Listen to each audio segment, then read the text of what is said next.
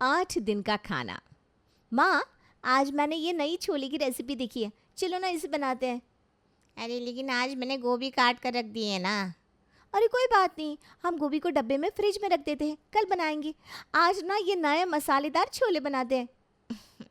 ठीक है, अगर तेरी यही इच्छा है तो यही बनाते हैं। मैं ये गोभी ना डब्बे में डाल कर रख देती हूँ। आपको पता है मम्मी, मुझे ना अलग अलग नया खाना बनाने का कितना शौक है। हाँ हाँ, जानती हूँ भाई। इसीलिए तो तुझे कभी मना नहीं करती मैं कुछ भी बनाने से। देखा जाए तो ये अच्छा ही है ना, तेरे ससुराल वालों को रोज़ रोज़ अलग अलग खाना खाने को मिलेगा।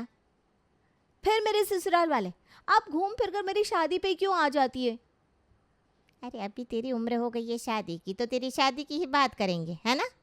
और वैसे भी बाकी माँओं की तरह मुझे कोई टेंशन ना है कि मेरी बेटी को ये नहीं आता बनाना, वो नहीं आता बनाना, क्योंकि तुझे तो सब कुछ आता है बनाना। इसीलिए तो तेरे ससुराल वाले तुझसे खुश ही रहने वाले हैं, देख लेना। ठीक है चलो, अब मेरी शादी की बात छोड़ो और ये छोले बनाते हैं हम दोनों। हाँ हाँ, आ जाओ। पायल को नई नई चीज़ें बनाने का बचपन से ही शौक था और उसके इस शौक को उसके माता पिता कभी मना नहीं करते थे। पायल 25 की होने को आई थी, इसलिए उसके माता पिता अब उसके लिए लड़की की तलाश कर रहे थे। पायल के लिए एक लड़का देखा है मैंने। अच्छा, क्या करता है लड़का? अरे दो भाई है, दोनों की खुद की कंपनी है।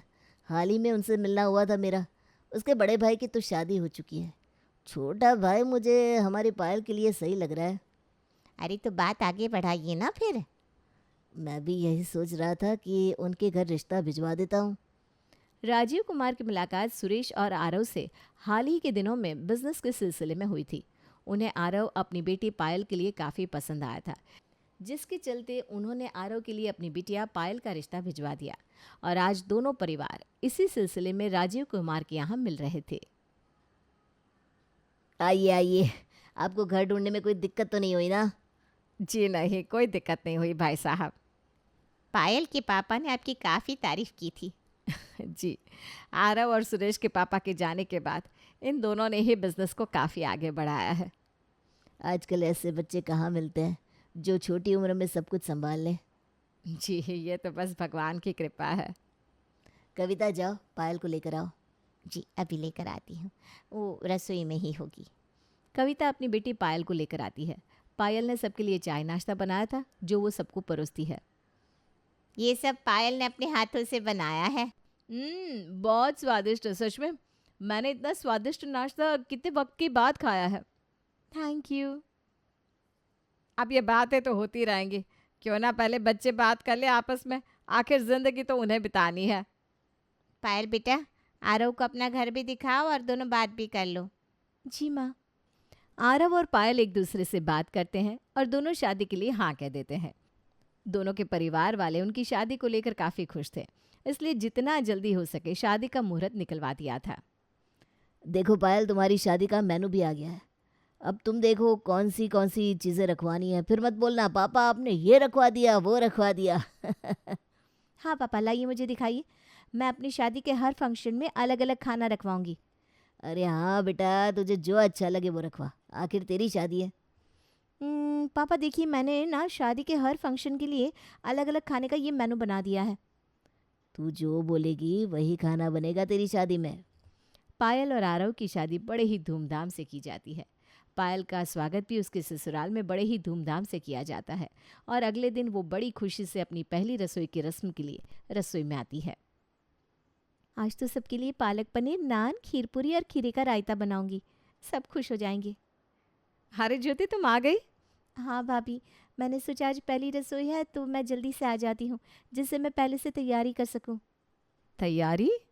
हाँ, मैंने सोचा है कि आज ना मैं पालक पनीर, खीर पूरी और खीरे का रायता बनाऊंगी सबके लिए। आप सबको पसंद है ना? पसंद तो है, पर क्या भाभी? पर ये पायल बहू कि यहाँ 8 दिन का मेनू पहले से ही तय है और हर दिन उसी हिसाब से खाना बनता है। देखो ये रहा बोर्ड और ये रहा 8 दिन के खाने का चार्ट। इसी के हिसाब से रोज़ खाना बनाना है तुम्हें। सोमवार को पीली दाल और चावल और रात को पराठे, मंगलवार को हरी दाल चावल, रात को खिचड़ी, बुधवार को आलू रोटी और रात को करेले। ये क्या है माँ जी? इस घर में ना 8 दिन का मेनू यही होता है। ये माँ जी पहले ही बना कर रखती हैं और हम सबको इसी के हिसाब से खाना बनाना होता है। फ्रिज में सब्जी भी इसी खाने के हिसाब से ला कर रखते हैं। आज तो मंगलवार है, इसका मतलब आज हरी दाल और रात को खिचड़ी बनेगी। हाँ, यही बनेगा आज बहू। लेकिन माँ जी, आज तो मेरी पहली रसोई है, मैं कुछ अच्छा सा बनाना चाहती हूँ आप सबके लिए। नहीं बहू, इस घर में जो 8 दिन के हिसाब से बनता है ना वही बनेगा, तुम वही बना दो। सुजाता इतना कहकर चली जाती है और पायल को हरी दाल और चावल ही बनाने पड़ते हैं। उसे समझ में नहीं आ रहा था कि कैसे किसी के घर में 8 दिन का खाना फिक्स हो सकता है। लेकिन अब उसकी शादी हो चुकी थी, इसलिए उसे अपने ससुराल के हिसाब से तो ढलना ही था। आज क्या बनाना है भाभी? अरे, तुम्हें इस घर में आए 2 महीने हो गए ना, अब तो तुम्हें पता भी होगा कि वही बनेगा जो 8 दिन बनता है। अरे भाभी, आप हर हफ्ते 8 दिन फिक्स खाना कैसे खा सकते हैं? सच बताऊं, मेरा मन भी नहीं करता 8 दिन एक जैसा खाना खाने का। लेकिन माँ जी का नियम है और वो उसी के हिसाब से सब्जी और चीज़ लेकर आती है, इसलिए घर में और कुछ बनाने के लिए सामान ही नहीं होता। लेकिन भाभी, माँ जी ऐसा क्यों करती हैं? अरे, पहले ऐसा नहीं था। जब मैं शादी करके आई थी ना, तब मैं अलग अलग व्यंजन बनाती थी। अब अलग अलग चीज़ें बनाने के लिए सामान चाहिए होता है, इसलिए मैं सुरेश से कहकर अलग अलग चीज़ें मंगवाती थी। माँ जी को लगा कि मैं ज़्यादा फालतू का खर्चा कर रही हूँ, इसलिए इन्होंने धीरे धीरे 8 दिन का खाना फिक्स कर दिया। तब से लेकर अब तक वही बनता आता है। मैं तो अपने मायके में भाभी अलग अलग चीज़ें बनाती थी। सोचा था ससुराल जाकर सबको रोज़ कुछ ना कुछ खिलाऊंगी, लेकिन यहाँ आकर देखा तो हर 8 दिन में एक जैसा ही खाना बनता है। सोमवार को ये, मंगलवार को ये, है भगवान। कभी कभी मुझे लगता है कि हमें इसे बदलना चाहिए। भाभी, मैं सोच रही थी अभी किसी का जन्मदिन आएगा तो हम ये नियम को बदल दे तो? आप क्या कहती हैं? अभी तो आरव का जन्मदिन आने वाला है कुछ दिन में। अच्छा, फिर तो मैं माँ जी से कहूँगी कि मुझे अपने पति के लिए अच्छे से अच्छा खाना बनाना है। मुझे लगता है वो हमें मना नहीं करेंगी। हाँ, कोशिश तो हम कर ही सकते हैं। मैं कल ही माँ जी से बात करती हूँ फिर। हाँ, इस चीज़ में मैं तुम्हारा साथ दूंगी। पायल और ज्योति ने इस 8 दिन के खाने को बदलने के लिए अगले ही दिन से कोशिश शुरू कर दी थी। उन्होंने सुजाता के लिए 1 कप अदरक वाली चाय बनाई और उनके पास जाकर बैठ गई। आज मौसम कितना अच्छा है ना माँ जी? मौसम तो आज बड़ा ही सुहाना है सच में। माँ जी, बारिश का मौसम है, इसीलिए अब मौसम काफ़ी सुहाना लग रहा है। बिल्कुल सही कहा। बारिश के मौसम में ही आरव पैदा हुए थे ना माँ जी? अरे हाँ, कल ही तो उसका जन्मदिन है। क्यों माँ जी? हाँ हाँ, मुझे याद है कल आरव का जन्मदिन है। जिस दिन आरव पैदा होने वाला था उस दिन भी बहुत बारिश पड़ रही थी। हाँ, इस मौसम में अगर पकोड़े, आलू टिक्की, चाट, गोलगप्पे बनाए जाए तो कितना मज़ा आएगा ना माँ जी? मैं सोच रही थी कि कल हम ये सब बना देते हैं आरव के जन्मदिन के लिए। अरे लेकिन कल तो गुरुवार है। हमारे यहाँ गुरुवार चना दाल और चावल बनते हैं और रात को मेथी का पराठा। हाँ माँ जी, लेकिन कल आरव का जन्मदिन है ना, और पायल का भी अपने पति के साथ ये पहला जन्मदिन है, तो हमें कुछ स्पेशल बनाना चाहिए ना। अरे नहीं नहीं नहीं, ये आलू टिक्की, चाट, गोलगप्पे, पकौड़े, इन सब में तेल और मसाले कितने पड़ते हैं, और ये सब ना सेहत के लिए भी अच्छे नहीं है। कोई ज़रूरत नहीं है ये सब बनाने की। जो गुरुवार को बनता है वही बनेगा। माँ जी, लेकिन जन्मदिन के दिन तो कुछ स्पेशल बनना चाहिए ना? अरे इतना सारा सामान आएगा, फिर इतना सारा तेल भी जाएगा। नहीं नहीं नहीं, इस तरह पैसों की बर्बादी करना ठीक नहीं है। हम जो बनाते हैं वही बनाएंगे। पायल और ज्योति की इतनी कोशिशों के बाद भी सुजाता पर कोई असर नहीं हुआ। वो टस से मस नहीं हुई। भाभी, ये माँ जी तो मान ही नहीं रही है, अब क्या करें? अरे पता नहीं इनके दिमाग में क्या चलता रहता है। जन्मदिन के दिन भी भला कोई चना दाल और मेथी का पराठा खाता है? मेरे कितने अरमान थे कि मैं शादी के बाद अपने पति के लिए जन्मदिन पर दावत रखूंगी, रोज़ अलग अलग पकवान बनाऊंगी। लेकिन यहाँ तो मैंने हर हफ्ते एक जैसा ही खाना बनाया है बस। अब क्या कर सकते हैं पायल? नहीं, मैं ऐसे हार नहीं मान सकती भाभी। अगर माँ जी हमें घर में नहीं बनाने दे रही है तो हम सब कल बाहर चलेंगे खाने के लिए। क्या? हाँ भाभी, आप, मैं, आरव और सुरेश भैया, हम सब बाहर खाना खाने चलेंगे और आरव का जन्मदिन भी मनाएंगे। अरे लेकिन माँ जी।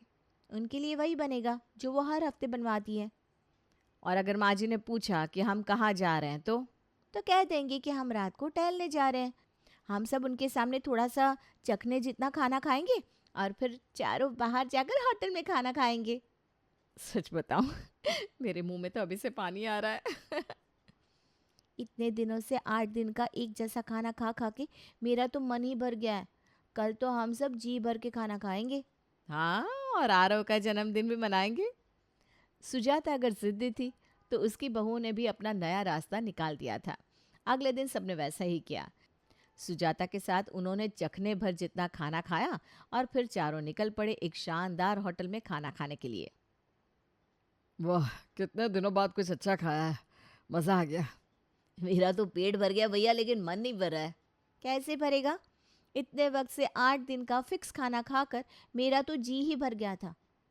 वही तो बात है, हमने तो माँ जी से बात भी की थी, लेकिन हमेशा की तरह उन्होंने हमारी बात नहीं मानी। आप दोनों माँ जी से बात क्यों नहीं करते इस बारे में? तुम्हें क्या लगता है, हमें अच्छा लगता है क्या रोज़ 8 दिन फिक्स खाना खाना? हमने कई बार उनसे बात करने की कोशिश की है, लेकिन उनके मन में खर्चे को लेकर पता नहीं कौन सा भूत बैठ गया है, जो निकलता ही नहीं। अरे मैंने तो उनसे ये भी कहा था कि हम हर महीने घर खर्च भी बढ़ा देते हैं, उन्हें ज़्यादा पैसे दे दिया करेंगे, लेकिन फिर भी नहीं मानी। अब तो हमारे ऑफिस के सारे कर्मचारियों को भी पता है कि किस दिन कौन सा खाना खाते हैं हम। और नहीं तो क्या, अभी तो वो लोग ये कहकर गुरुवार को याद करते हैं, अरे आज तो चना दाल डे है ना। मुझे लगता है कि हम चारों को मिलकर इस चीज़ को सुलझाना ही होगा। अरे लेकिन माँ बहुत ज़िद्दी है, वो ऐसे नहीं मानेंगी। अगर घी सीधी उंगली से नहीं निकल रहा है तो हमें उंगली टेढ़ी करनी होगी। नहीं भाभी, हमें घी का डब्बा ही उल्टा करना होगा, तब हमारा काम बनेगा। अरे, तुम क्या करने की सोच रही हो पायल? आप बस देखती जाइए भाभी। अगले दिन रोज की तरह पायल और ज्योति रसोई में जाती है। सुजाता को आज चाय नहीं मिली थी, इसलिए वो भी रसोई में आती है, लेकिन रसोई के बाहर ही उसे ज्योति और पायल की बातें सुनने को मिलती है। क्या बात कर रही हो पायल? तुम सच कह रही हो? हाँ भाभी, मैं सच कह रही हूँ। जैसे ही मेरे पापा को पता चला कि वो लोग मेरी मौसी की बेटी के साथ ये कर रहे हैं, तो वो सीधा उसके घर पहुँच गए और उन्होंने उन्हें इतना सुनाया कि पूछिए मत। अरे ऐसा क्या किया था तुम्हारी मौसी के बेटी के साथ उसके ससुराल वालों ने? अरे भाभी, उसके ससुराल में उसे उसकी पसंद का खाना ही नहीं मिलता था, इसलिए बहुत कमज़ोर हो गई थी। बस मेरे पापा को जैसे ही पता चला, वो चले गए अपने पुलिस दोस्त को लेकर वहाँ। फिर क्या था, उसके ससुराल वाले सीधे हो गए मेरे पापा और उनके दोस्त को देखकर। अब तो मेरी मौसी की लड़की की पसंद का ही खाना बनता है वहाँ। हाँ, अब पुलिस दोस्त होगा तो किसे डर नहीं लगेगा भला। वैसे तुम भी ना बहुत कमज़ोर हो गई हो जब से तुम्हारी शादी हुई है पायल। हाँ, मेरे पापा ने अभी मुझे देखा नहीं है ना, नहीं तो उन्हें भी मेरी चिंता होने लगती। पायल और ज्योति की बात सुनकर सुजाता आ गई टेंशन में। उसे अपना डर सताने लगा और वो बड़े प्यार से दोनों बहुओं के पास आई। अरे ये क्या बना रही हो? माँ जी आज शुक्रवार है ना, तो मूंग दाल बना रहे हैं। अरे क्या रोज रोज तुम 8 दिन का मेनू बनाती रहती हो, कुछ अलग सा चटपटा सा बनाओ ना, खुद भी खाओ और हमें भी खिलाओ। लेकिन माँ जी, 8 दिन खाने का मेनू। अरे भाड़ में गया मेनू, तुम कितनी कमज़ोर हो गई है जब से शादी हुई है। अब से कुछ नया नया बनाओ और खाओ। हम अभी सारा सामान लेकर आते हैं बाजार से। ठीक है माँ जी, आप सामान लेकर आइए, आज हम छोले भटूरे बना देते हैं। हाँ हाँ, अभी आते हैं सामान लेकर। तुम्हारे पापा का फ़ोन आया तो कहना कि तुम्हारे ससुराल में बहुत कुछ बनता है ना बहू? जी माँ जी, कह दूंगी। कैसा लगा मेरा दाव भाभी? मान गए आपको देवरानी जी, अब तो 8 दिन अलग अलग पकवान बनाएंगे।